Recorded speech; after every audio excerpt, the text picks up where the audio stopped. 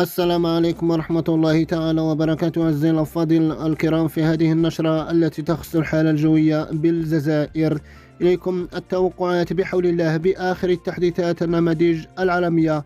وكما سبق في الذكر بحول الله ورحمته، وكما أشرنا قبل أسبوع من الآن، تغيير في المنظومة الجوية حسب يوم الاثنين بحول الله. إذا نرتقي بقدوم أول الاضطرابات الجوية، والتي سيكون ضعيف نوعا ما بما يخص المناطق الشمالية للبلاد من الغرب إلى الشرق، بأجواء متقلبة باردة مع زخات من الأمطار.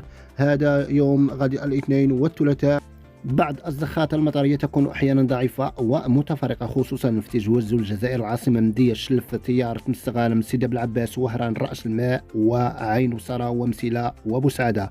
أما توقعات يوم الأربعاء بحول الله، أمطار ستكون معتبرة مع تساقط الثلوج، خصوصا في الولايات الشمالية، وكذلك المرتفعات العليا والهضاب العليا التي تعدى علو 1000 متر، وما بين 500 متر و700 متر ستعرف كذلك بتساقط الثلوج الكثيفة. والمزيد من الحيطة والحذر أعزائي المشاهدين الكرام ومستمعي الطريق. وإليكم التوقعات بحول الله التي ستعرفها البلاد، خصوصا يوم الأربعاء كل من وهران، سيدي بالعباس، الجزائر، العاصمة، بزايا، تجوز، قسنطينة، كذلك رأس الماء والقصدير والمشرية، كذلك البيض، مع انخفاض شديد في درجة الحرارة، مع رياح قوية وأحيانا تكون باردة خصوصا في النهار والليل.